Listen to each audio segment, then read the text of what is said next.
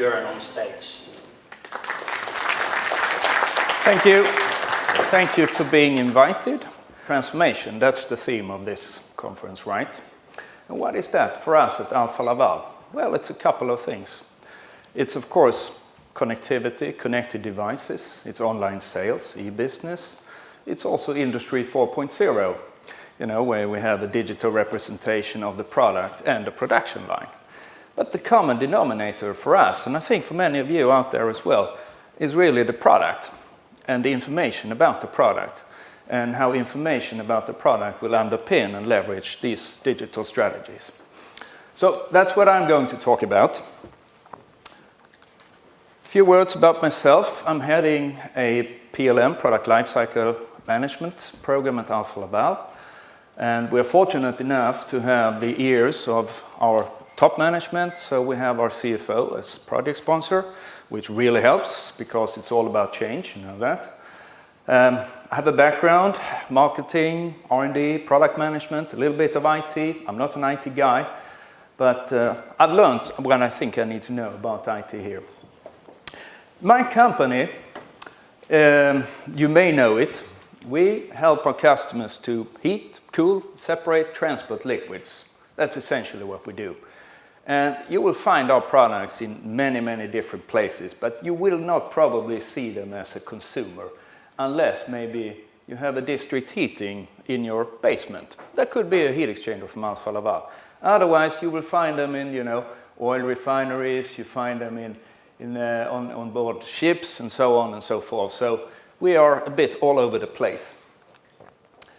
We are a reasonably sized company, about 3.5 billion euro turnover last year, which was not very good. We still enjoy a healthy margin, 15-16%, about 17,000 people globally. These are our products, and they look like technical stuff, and it is technical stuff. It's really classical products. It's components.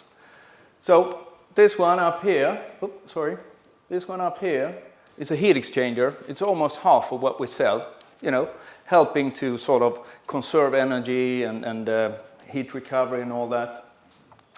This is a valve. We have pumps and valves. We have the classical separator equipment.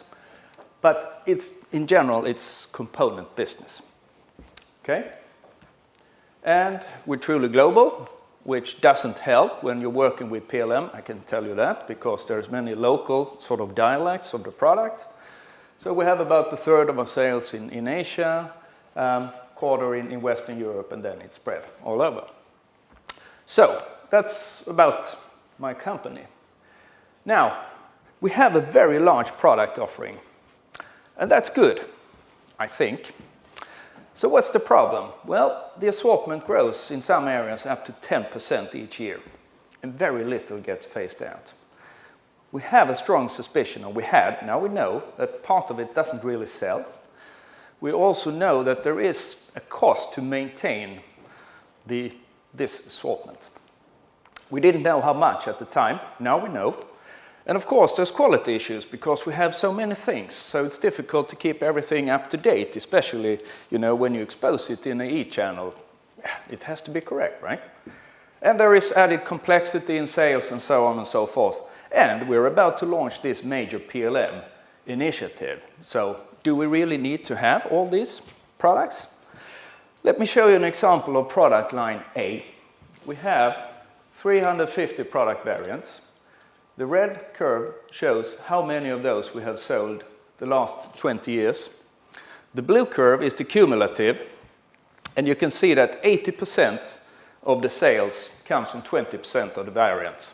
Perfect example of 80-20 rule, right? Then you find that 96% comes from 50% of the variants. So in hindsight, if we had only half of the assortment, we would have gained almost 100% of sales, right? And 100% comes from 85% of the variants. So that means there are 15% variants that we have never ever sold. They could have been released last week, some of them, yes, but I'm sure that there are many that were released some time ago. Now looking at the spare parts for the same product line, it's even more accentuated. So 80% of the sales now comes from 2% of the parts. And for this product line, we have about 25,000 spare parts. That's maybe not so surprising because some of these spares are typical wear parts. You know, they wear down, so you have to replace them. Think about a tire for a car, for instance, these kind of things. But if you look here, 100% comes from 52, let's say 50%. So that means 50% of these spare parts have not moved since 2005. That's not good. So yes, there is a problem. We also looked into, okay, it costs to maintain a product assortment. You can Google it. You will find information from US Department of Defense, and it tells you that it costs $2,000, $3,000 a year to maintain one article number. We didn't believe in that. I cannot tell you what we found, but I can say that it costs not a single digit, not a double digit. It costs a triple digit euro per year and per part to maintain. That's basically data maintenance, but again, we have compliance coming in. We talked about GDPR. It's not for products, but we have similar demands coming in. You need to do things with the assortment. We also found that about a quarter of all these costs, and just a quarter, sits within R&D. That was a bit surprising because you think R&D owns the products and they maintain it. Well, yes, but manufacturing is another quarter. And for us as a manufacturing company, we have tools that we have to maintain, which is another quarter, and then it's kind of distributed here. So, given the fact that this is at least 3 figures, we have at least 500,000 we call active parts. That's a lot of money, especially if part of it doesn't sell, right? So then we went on to say, why do we have this large assortment? Well, we've had an innovation, time to market focus the last 10, 12 years. I think you all do. I mean, it's innovate or die, right? We haven't had a phase-out focus. Acquisitions, yes. And then I added a few quotes here. Add this while you're at it. If we are running a new product development project, you might as well add a few variants because, you know, you have the momentum. Yes, there may be a small cost to do it then, but if you happen to sell and you need to maintain spare parts and so on and so forth for maybe 40 years, you all of a sudden add a lot of costs. Classical argument, we need this to sell that. I think that's quite common. It's true in some senses. We've also been able to sort of demonstrate that even if you have this, you didn't sell that, or you didn't even quote this, but you still sold that, you know. And yes, we can. That's very positive. Customer orientation, all that. But sometimes maybe we should say, yes, we can, but, you know, we have this new model that we think you should buy instead of maybe supplying spare parts for forever and ever. And then finally, I don't see any savings if I phase out. I've been there myself, R&D manager, you keep adding stuff. Factory tells me, you have to phase out, but yeah, show me the savings. And you can't, because you have to look at the very holistic picture. So we got directives from our group management then that this PLM program is fine, we need to do it. But first of all, you basically have to wash out, that's the term we use, and get to work now before the PLM. And by the way, make sure it's sustainable. But how? I mean, you know, we have no central repository for parts of products. We have a variety of ERPs for our production units. We're not very good at master data. We don't really have standards for terms such as life cycle states. Product groups are decentralized. And above all, we don't have any phase-out culture. So now we were faced with change management, technical challenges, and you can say standard challenges. So it's a lot about the transformation in a way, but it may not be digital as such. So what steps did we take? Well, first of all, we had to define, communicate. So together with Wipro, we set up a methodology here. We set up some business rules saying, like, if you haven't sold the last 10 years, it's a candidate for phase out. And we defined our life cycle states once and for all. discover and design, then we had to look at what data sources do we have, what's the data structure in those sources, do we understand it, and then together with Wipro, or rather Wipro helped us to build a BI data warehouse solution. Analyze and decide, so we had a methodology there. We are quite morbid, so we spoke about, you know, who is already dead, who should be dead. So people were a bit like, "Ooh, who's that coming here and murder us?" But that's the sort of language we used. And then, of course, it's the execution.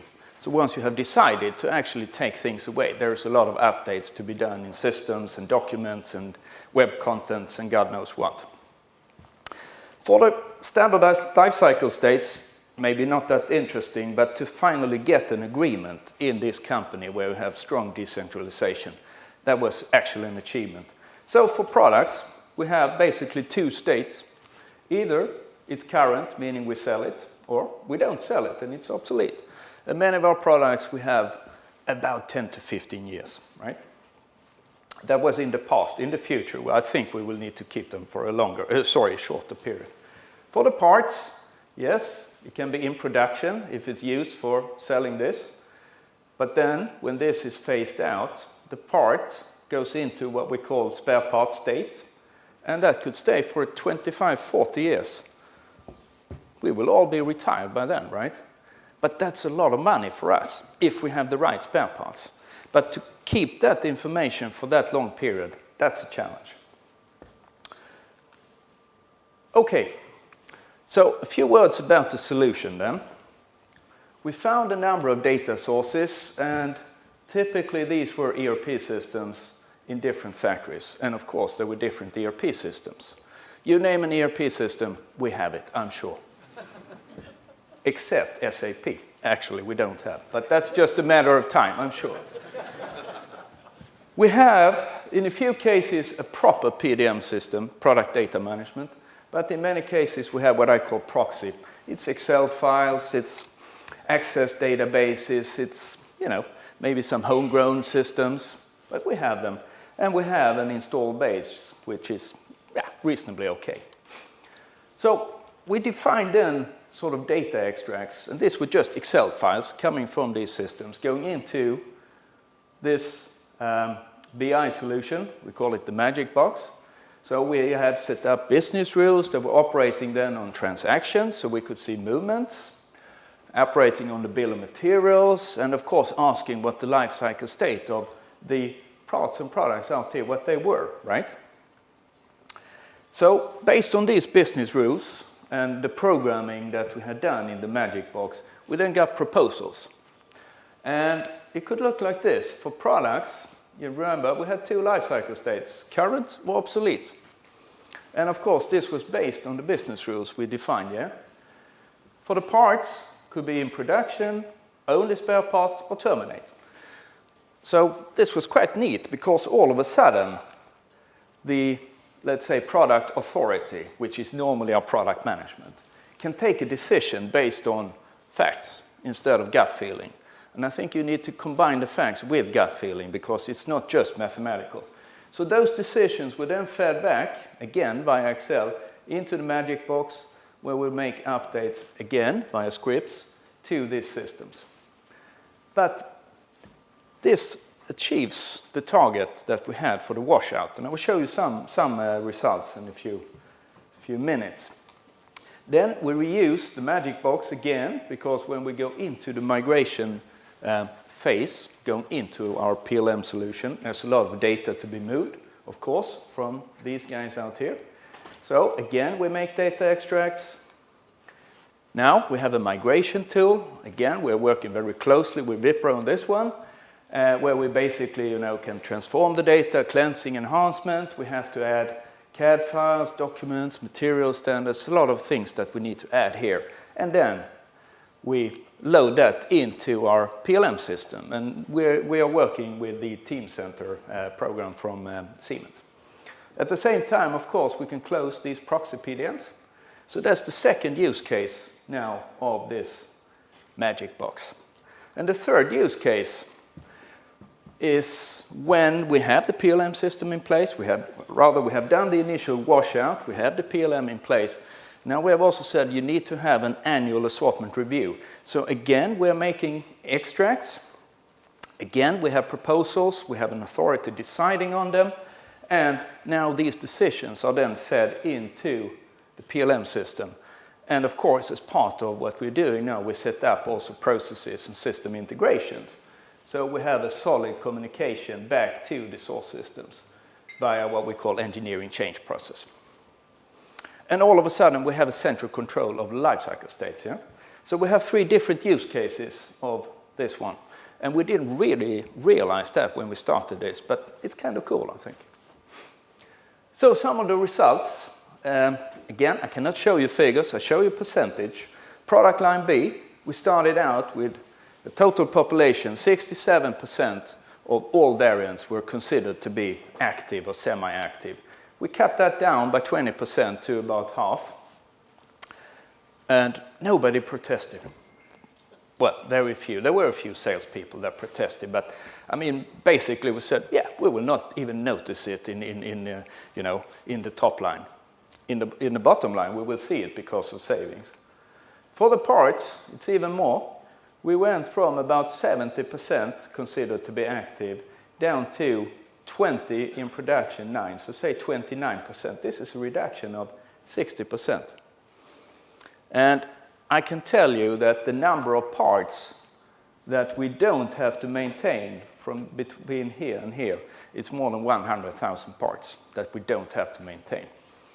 So you can imagine that's a lot of money to be saved in this one, yeah? So some of the business benefits, we get savings, yes, because less maintenance. We also now have a consolidated view of the assortment. We know what sells, we know what doesn't sell. Should we do something with this thing that doesn't sell? Maybe not phase out, maybe we do a campaign instead. And we have an analytics tool that's really a potential goldmine. Indirectly, we have also now realized that we have to take a much tougher stance against introducing new variants as part of your new product development. Finally, we have an agreement for how long we should keep spare parts. Before it was indefinite. And some people said, oh, I thought that was phased out. No, I sold it yesterday, you know. And all of a sudden, what looked like a good business case became very costly and we lost money, yeah? And we also see that this BI solution now is an excellent basis for starting to consolidate the supplier base, which gives even more savings. For the OnePLM program, of course, number of parts to be dressed up. I said it's definitely less. I mean, we have removed at least 100,000 parts. We don't have to dress up. And dress up basically means somebody needs to spend X minutes per part, cleaning, enhancing data, and so on and so forth. Yeah, I mean, that's really something that we thought we would have to deal with this. Now it's only this. It's still a lot, but nevertheless. We gained a much better understanding of the data structures in the source systems. It will make the migration easier, still not easy. And boy, did we uncover lots of exceptions. More exceptions than rules almost. So it's an excellent starting point, I think. So, summary, the title of my presentation was Get to know the true nature of your product assortment and gear up for phase out. It was really an eye-opener here. So we have seen now that the, excuse me, where the BI solution really helped, not just to do the initial washout, but to gain more commercial insights and eventually will help in the migration as well. So it's not an exaggeration to say that all of a sudden now we have basically a self-financing PLM program. And I don't know how many of you out there have run a PLM program, but you know, it doesn't come cheap. It's quite costly. But now we have managed to basically have a way to, well, on the same order we can say finance this PLM program. And that's the end of my presentation. So, thank you. Before I have any questions to you, I would like to ask from the audience, how many of you think that you have a similar situation if you look at the charts in the beginning of the presentation? How do you feel that you have a similar kind of case in your product line? Yeah, I can recognize at least from our media products line. Questions to Björn?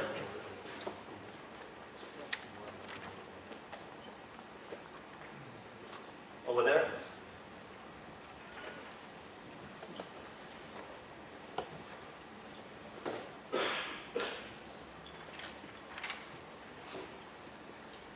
You mentioned physical products here. Do you also deliver services, and have they been part of this PLM? It's a very good question. We do deliver services, but it's only the physical things that we have considered in this one, in this study.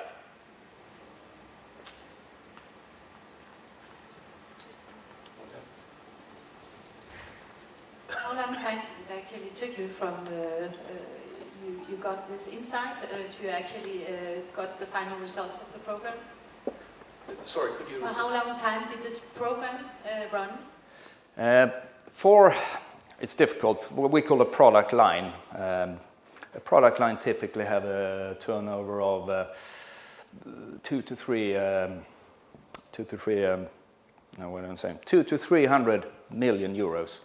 It takes about half a year to do this exercise. All right, that's not much actually. No. No. In fact, it's not so much involvement from the business until finally they have to decide. Thank you. in the front here?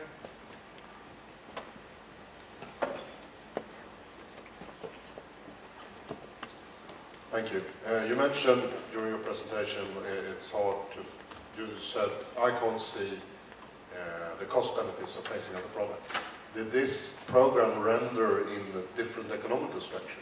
Because the decisions made, you must be able to see that it affects theirs. Right. No, it hasn't done that yet. But I'm sure it will.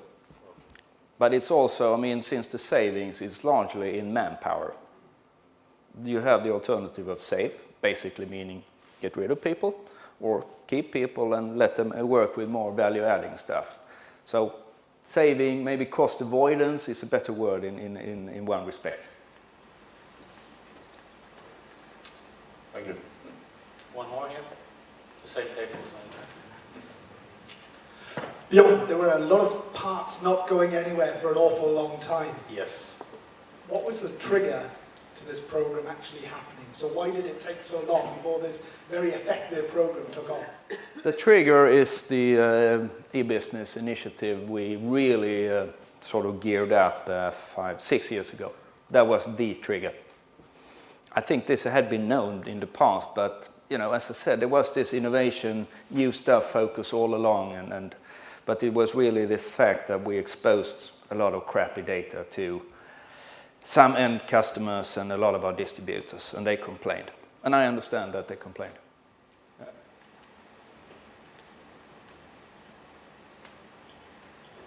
Okay. No more questions, so big hand to Björn. Thank you. Thank you.